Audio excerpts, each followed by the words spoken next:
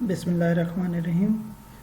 अच्छा जी, इस एग्जांपल में हम देख रहे हैं कि डिस्कनेक्टेड अप्रोच के अंदर आप डाटा टेबल में डाटा कीप करते जाएं, ऐड करते जाएं और इन अ वन गो आप अपना सारा डाटा जितनी भी रोज़ आपने ऐड, मॉडिफाई, डिलीट वगैरह की हों वो कैसे डाटाबेस पे अप्लाई करते हैं।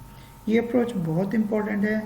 ये अप्रोचेस तब यूज़ होती हैं जब हमें डिसकनेक्टेड करना हो। मीन आपके हैवी फॉर्म्स हैं, डाटा एंट्री है, बार बार एक एक चीज़ पे आपने नहीं जाना, पहले डाटा कंप्लीट कर लें। या डाटा एंट्री से ज़्यादा बेहतर होता है कि जिसमें हम बैच प्रोसेसिंग करते हैं कि हमारे पास कोई एप्लीकेशन है, कोई रिसोर्सेज हैं जहाँ से हमारे पास डाटा आ रहा है और हम उस फाइल को या उस डाटा को रीड कर रहे हैं और हमें एक एक चीज़ पे एक एक रो है। फॉर एग्जांपल, सिंपल सी एग्जांपल है, आपके पास एक फाइल है और उसमें thousands of lines of records हैं। आपने एक एक लाइन को एक अपनी टेबल में इंसर्ट करना है, तो आप क्या करोगे, एक लाइन फाइल से रीड करोगे और डेटाबेस पे अप्लाई करोगे, फिर क्वेरी लिखोगे, फिर लाइन बाय लाइन आप उसको कमांड लिखेंगे और एग्जीक्यूट करेंगे। और इसका मकसद क्या है कि थाउजेंड्स टाइम आपकी एप्लीकेशन से या आपके SQL सर्वर को हिट होगी, 1000 ट्रांजेक्शन्स होंगी।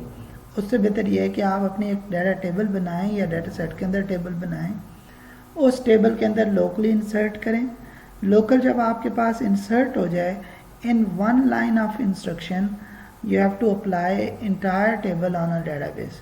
यानी कि पहले तो एक ये है कि 1000 रिकॉर्ड हैं तो 1000 की 1000 लाइंस आप लोकल टेबल में अपने पास, डेटाबेस की टेबल नहीं, डाटा टेबल में आप ऐड करोगे। जब डाटा टेबल में आपकी ऐड हो गई तो अब आप क्या करेंगे कि उस डाटा टेबल को जो चेंजेस हैं अप्लाई करेंगे डेटाबेस में।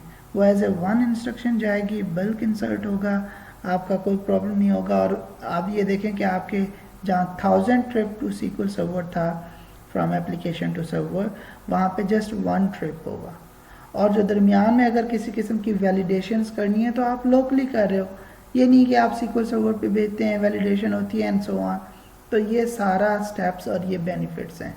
जहाँ डाटा हैवी हो, रियल टाइम ना हो, बैच प्रोसेसिंग हो, वहाँ पे the most suitable approach is a disconnected. इसमें ये मेजर करने में आया कि ऐसे ऐसे काम जो एक सर्वर मशीन 24 आवर्स ले रही थी वो इन 2 मिनट्स वो परफॉर्म हो गया, क्योंकि 24 आवर्स उसको हर ट्रांजैक्शन पे SQL सर्वर पे जाना पड़ता था। तो उससे बेहतर हुआ कि उसने 2 मिनट्स के अंदर वो काम, जिसमें मिलियंस ऑफ रिकॉर्ड्स की फाइल्स डेली बेस पे थी। तो इस एग्जांपल को हम देखते हैं। पहले समझा दूं कि गेट डाटाबेस में हम क्या करना चाहेंगे कि टेबल से डाटा गेट कर लेंगे, फिर हम फील्ड्स में डाटा करेंगे, इंसर्ट करेंगे, तो ये डाटा हमारे डाटा टेबल में जाएगा। और डाटा टेबल जो है ना हमारे इस ग्रिड के साथ बाइंड हुआ है, क्योंकि जब चीज़ बाइंड होगी तो इस ग्रिड का सोर्स अगर टेबल है, जब सोर्स में कोई चीज़ आएगी तो ग्रिड पे विजिबल हो जाएगी। और फिर अपडेट के ऊपर हम इसको अपडेट टू डाटाबेस कर रहे हैं कि जो भी चेंजेस इस डाटा टेबल में हुई है वो चेंजेस डाटाबेस पे अप्लाई हो जाए। ठीक है जी। अब इसकी नीचे कोड इंस्ट्रक्शन देख लेते हैं कि आपका यहाँ पे देख लें डाटा सेट बन रहा है, कनेक्शन है, कनेक्शन ओपन हुआ, सिंपल क्वेरी डेटाबेस से आई, कमांड का ऑब्जेक्ट क्वेरी और कनेक्शन दिया, अडाप्टर से डाटा सेट फिल किया और यहाँ पे ये इंस्ट्रक्शन देखें कि जो ग्रिड है उसका जो डाटा सोर्स है वो आपने डाटा सेट की टेबल इंडेक्स 0 को दे दिया। तो ग्रिड जो है, अब ग्रिड में हम लूप लगा के नहीं ऐड कर रहे, हम ग्रिड को सोर्स असाइन कर रहे हैं, डाटा सोर्स। ये ग्रिड तुम्हारा डाटा ये है, तुम्हारे डाटा का सोर्स क्या है, ये टेबल है, तो ग्रिड पे वो डाटा विजिबल हो जाएगा। ठीक है जी।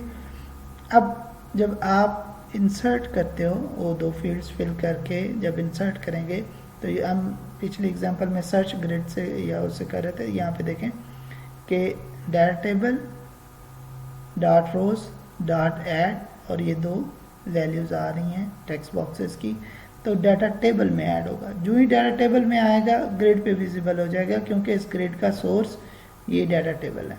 तो ये चीज़ हो रही है। उसके बाद अपडेट में आप देखें, ये अपडेट बटन का कमांड है ये जो आपका नज़र आ रहा है फंक्शन, इसमें आपको पहले डेफिनेटली आप डेटाबेस पे अपडेट करना चाह रहे हैं, तो अब आपको डेटाबेस का कनेक्शन चाहिए।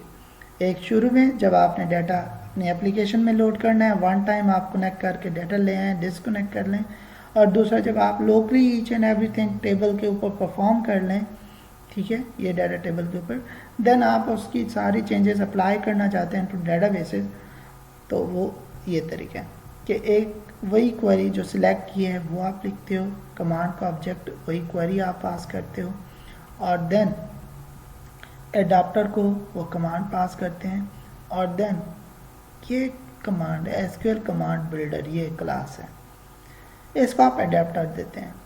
ये क्लास की ब्यूटी ये है कि ये आपकी सिलेक्ट की क्वेरी को देखता है, और सिलेक्ट की क्वेरी की बेस पे ये क्या करता है कि ये इंसर्ट अपडेट डिलीट की क्वेरीज बना देता है, और वो क्वेरी जब एडाप्टर डॉट अपडेट और यहाँ पे आप डाटा टेबल मेंशन करते हैं, तो ये वो डाटा टेबल को डाटाबेस पे अप्लाई कर देता है, क्योंकि इसे पता होता है कि ये डाटा सेट की कौन सी, ये क्वेरी से इस डाटा सेट की ये टेबल कौन सी सीक्वल की टेबल है।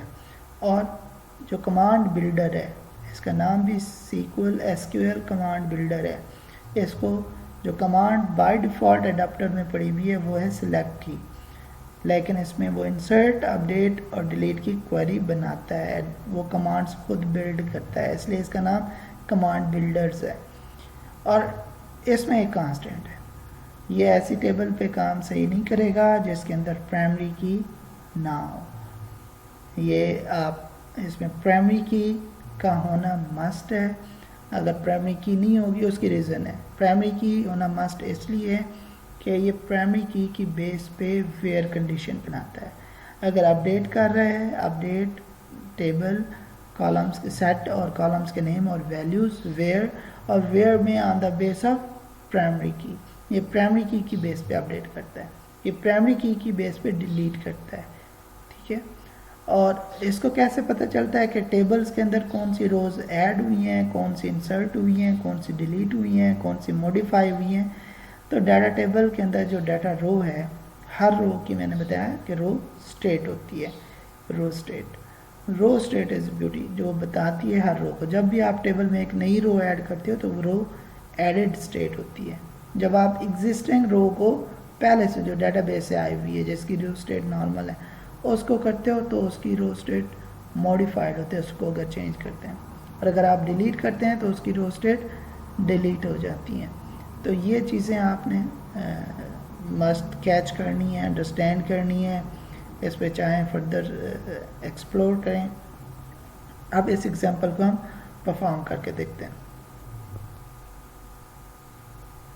ये मेरी टेबल है, इसमें ये रैकेट्स पड़े हुए हैं 11। मैंने इसके डिज़ाइन में इसके फर्स्ट स्टूडेंट आईडी को प्राइमरी की बना लिया। ये आप कॉलम सेलेक्ट करते हैं और प्राइमरी को ऐड करते हैं और सेव करते हैं, तो ये प्राइमरी की टेबल में प्राइमरी की का होना मस्ट है। अच्छा जी, ये आपकी क्वेरी हो गई। अब फॉर्म पे आते हैं। फॉर्म पे हमने करना है गेट का बटन, एक बटन गेट का और एक बटन इंसर्ट और एक update.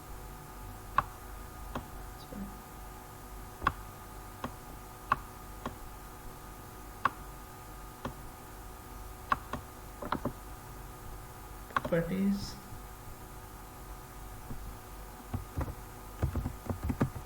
get data, name should be btn get,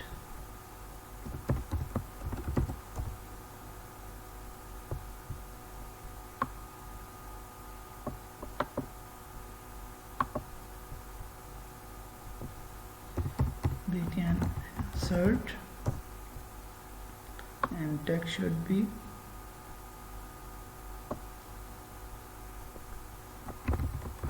insert, or text should be update, or name is btn update.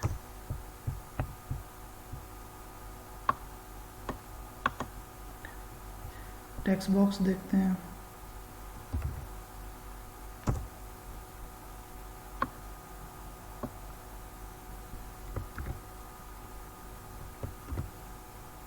Another text box, ठीक है, इसका नाम txt id,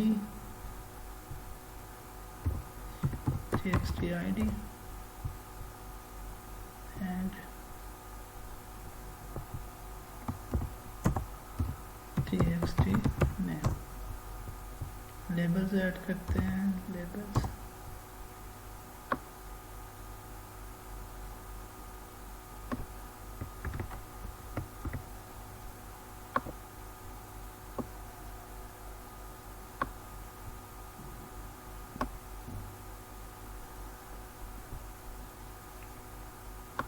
लेबल में हम इग्नोर कर देते हैं। यहाँ पे student ID and student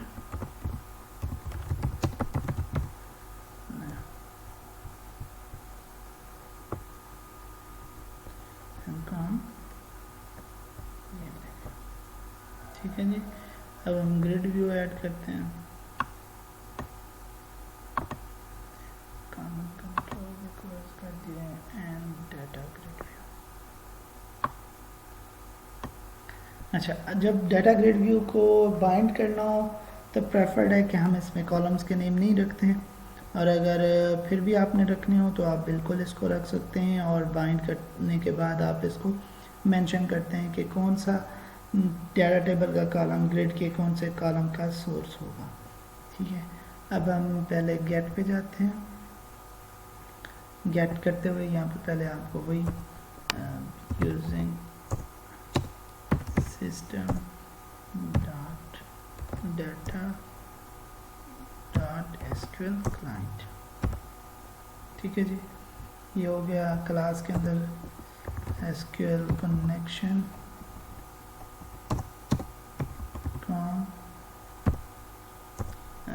data set, ठीक है। डाटा टेबल से ही कर लेते हैं, चलो डाटा सेट है, data set ds com new SQL connection, और इसको हम स्ट्रिंग पास करते हैं। हमारे पास स्ट्रिंग है, ये पास हो गई जी। अब डाटा सेट को ऑब्जेक्ट इंस्टेंशिएट करते हैं। ये इसका ऑब्जेक्ट बन गया डाटा सेट का। गेट पे आपने कनेक्शन ओपन करना है। अभी मैं इसको कॉन डॉट ओपन, ठीक है, ट्राई कैच में कर लेते हैं, देखते हैं। Try catch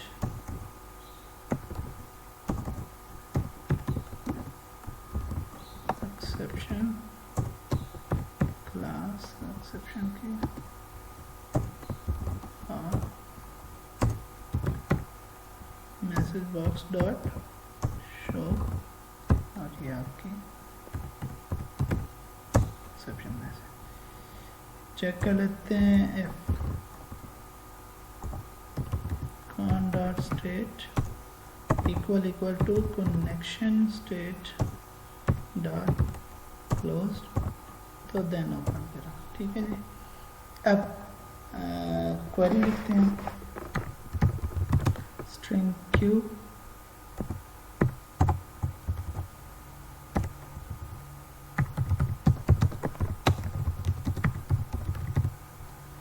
student info, SQL command cmd object is equal to new SQL command query then connection, और ये आपका कमांड बन गया।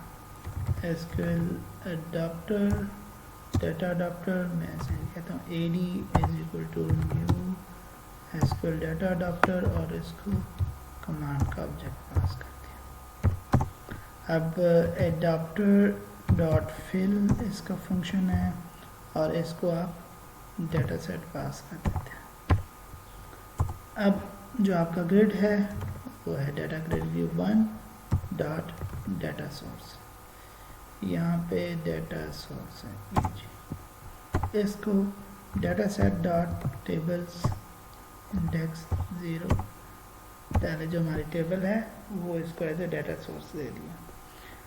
बिला शक फिल करने के बाद आप कॉन डॉट क्लोज कर दें तो आपका डेटाबेस का कनेक्शन क्लोज हो गया, लेकिन आपके पास डाटा सेट में डाटा आ चुका है और आप इसको ग्रिड से सोर्स कर दिया आपने। क्लियर जी। जब भी आपको डाटा करना है इसका सोर्स यही करना है और आपने इसको सेट कर देना है। इसको एग्जीक्यूट करते हैं, हमें प्रोग्राम डॉट सी एस में जाके चेंज करना होगा फॉर्म 1 की बजाय अब हमारा स्टार्टिंग फॉर्म है फॉर्म 2। लास्ट टाइम से ये चीज़ें बताई हुई हैं, ये हमारा है ये फॉर्म 2। गेट करते हैं, ये देखिए अभी आपका डाटा सोर्स वही बाइंड हुआ है तो ये आपका आ गया। ओके, इसको क्लोज किया, इस फॉर्म को थोड़ा सा ग्रिड को बड़ा कर लेते हैं। अब हमने क्या करना है, इंसर्ट पे कोड करना है कि ये दो जो कॉलम्स हैं ये इंसर्ट के थ्रू ग्रिड में नहीं डाटा टेबल में जाएं। ग्रिड का ग्रिड की रोज़ के अंदर ऐड करना है और डाटा टेबल का डाटा टेबल की रोज़ के अंदर ऐड करना है। तो ये इसमें इंसर्ट करते हैं कि डाटा सेट डॉट टेबल्स, उसका इंडेक्स 0, ये हमारी वो डाटा टेबल है, डॉट इसके अंदर क्या होती हैं रोज़, जिस तरह ग्रिड की रोज़ हैं इसकी भी रोज़ हैं, क्योंकि ये टेबल है इसकी तो ही रोज़ होती हैं। डाटा डॉट ऐड, इसमें ऐड किया और यहाँ पे हम दो फील्ड देंगे, पहले सेल की वैल्यू दूसरे कॉलम की वैल्यू। यहाँ पे txt id डॉट टेक्स्ट हम पास करेंगे, comma txt name dot text pass करेंगे। 1 line of instruction, that's it. Again execute करते हैं, देखते हैं कि गेट डाटा, तो ये आपके पास आ गया। ठीक है जी, ये आपके पास हो गया। अब इसमें हम करते हैं कि आपके पास यहाँ पे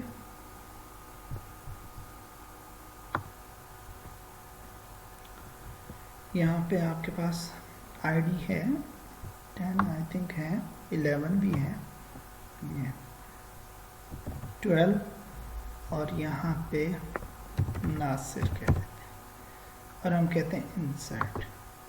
लेकिन ग्रेड भी हुआ, ये आपका नासिर है। अभी अगर मैं डेटाबेस की क्वेरी करूँ तो यहाँ पे आप देखेंगे कि यहाँ पे आपके 11 रिकॉर्ड्स हैं, बाकी नहीं है। अब हम इसमें क्या करते हैं कि अभी तक ये हमारा जो रिकॉर्ड है ये किस में ऐड हो रहा है, ग्रिड में ऐड हो रहा है। अपडेट पे हम चाहते हैं कि ये डेटाबेस में चला जाए, तो इसको परफॉर्म करके देखते हैं। फॉर्म को क्लोज किया और डिज़ाइन पे आए, अपडेट का। यहाँ पे मैंने आपको बताया कि आपको सबसे पहले अब किस पे अपडेट कर रहे हैं, डेटाबेस पे। तो आपको वही ट्राई कैच, मैं यहीं से कॉपी कर लेता हूँ टू सेव टाइम।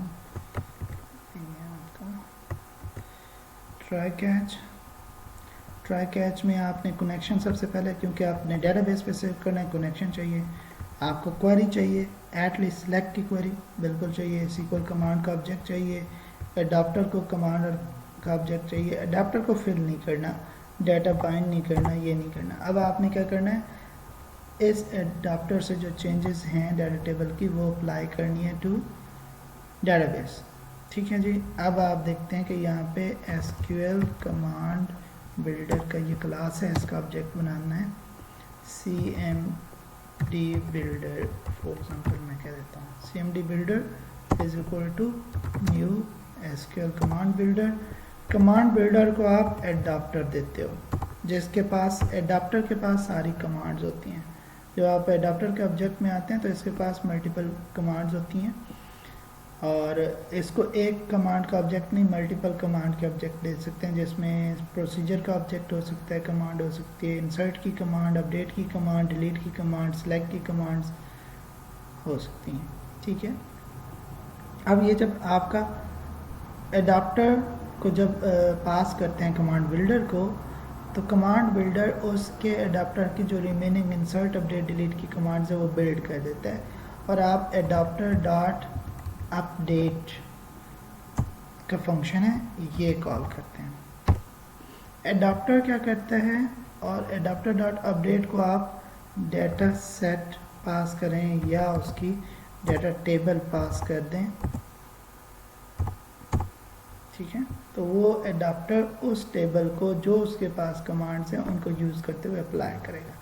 अगर तो टेबल्स और जो table data source as A दे रहे हैं वो सेम है, ये क्या करेगा, उन कमांड्स को एग्जीक्यूट करेगा। इस टेबल के अंदर जिन रोज का स्टेट होगा एडिड, उनको डेटाबेस में इंसर्ट करेगा, जिनका मॉडिफाई होगा उनको अपडेट करेगा, जिनका डिलीट होगा उनको डिलीट करेगा। ठीक है, और इसके बाद हम ये भी करते हैं कि ये जो ds है डॉट या डेटा टेबल है dot accept changes. Accept changes का मकसद ये होता है कि ये चेंजेस हमने डेटाबेस पे अब अप्लाई कर दिए हैं, अपने पास इनकी स्टेट को नॉर्मल कर दो। ठीक है, ताकि दोबारा जब मॉडिफाई हो तो सिर्फ वही नई मॉडिफिकेशन डेटाबेस पे जाए, पुरानी स्टेट्स ना हो। तो ये डाटा सेट या डाटा टेबल, बिल्कुल आप data set dot accept changes भी लिख सकते हैं, डाटा सेट डॉट टेबल्स और इंडेक्स दे के डॉट एक्सेप्ट चेंजेस। तो ये टेबल की रो की जो रो स्टेट है उसको मॉडिफाई करता है। ठीक है जी, ये हम करते हैं। अभी इसको एग्जीक्यूट करते हैं। अब देखें आपके पास गेट रिकॉर्ड ये 12 आईडी नहीं आई थी क्योंकि आपने इंसर्ट नहीं की थी, जस्ट आपने डाटा टेबल में इंसर्ट की थी, डाटा टेबल में डाटाबेस की टेबल में इंसर्ट नहीं की थी। यहाँ पे भी देखें 11 रिकॉर्ड्स हैं आपके पास। ठीक है, और यहाँ से देख लें आप 11 रिकॉर्ड्स हैं आपके पास। अब हम यहाँ से इंसर्ट करते हैं। फॉर एग्जांपल यहाँ पे आईडी है 12, मैं कहता हूँ यहाँ पे है वसीम खान लिख देता हूँ। ठीक है जी, इंसर्ट किया तो अभी डेटाबेस में नहीं इंसर्ट हुआ, अभी किस में इंसर्ट हुआ, डाटा टेबल में और ग्रिड में आ गया। अब इसको अगर मैं डेटाबेस में अप्लाई करना तो ये अपडेट का बटन हिट करूँगा, ये इसने अपडेट डेटाबेस पे कर दी होगी। अभी इसको क्वेरी करते हैं डेटाबेस में, ये आपकी 12 रोज़ आ गई हैं, ये 12वीं रो यहाँ पे है, ये देखें। अब इस केस में आपने कोई ये 12 ये आईडी 12 और ये वसीम खान। ठीक है, तो अब आप चाहें तो इसमें फॉर एग्जांपल 120 और मैं कहता हूँ अली 120 ये इंसर्ट कर देता हूँ। 121 121, अब 122 मैं कहता हूँ 123। देखें ये सारी रोज किस में आ रही है, डाटा टेबल और ग्रिड में नज़र आ रही हैं। सीक्वल पे क्वेरी करता हूँ, यहाँ पे आप देखो कोई नहीं रो नज़र आ रही 121 यहाँ आपको, ये देख लें, न यहाँ पे न नीचे, वही 12 की 12 रोज हैं। ठीक है, और अब मैं जाके अगर इसको अपडेट करता हूँ, मैंने कितने रोज ऐड किए, 1 2 3 4, जस्ट 1 क्लिक रिफ्रेश हुआ है। और आप यहाँ पे डेटाबेस पे क्वेरी करें इसको दोबारा, और ये आप देखें ये आ गया 120 121 22 23 के। तो ये आपकी नई एक इंस्ट्रक्शन में, और किसी भी कोड में हमने कहीं पे भी अपडेट की क्वेरी, इंसर्ट की क्वेरी नहीं लिखी। That's a beauty of command builder. और ये डिस्कनेक्टेड अप्रोच में ये चीज़ आप कर सकते हो। अगले एग्जांपल एक और देखते हैं डिस्कनेक्ट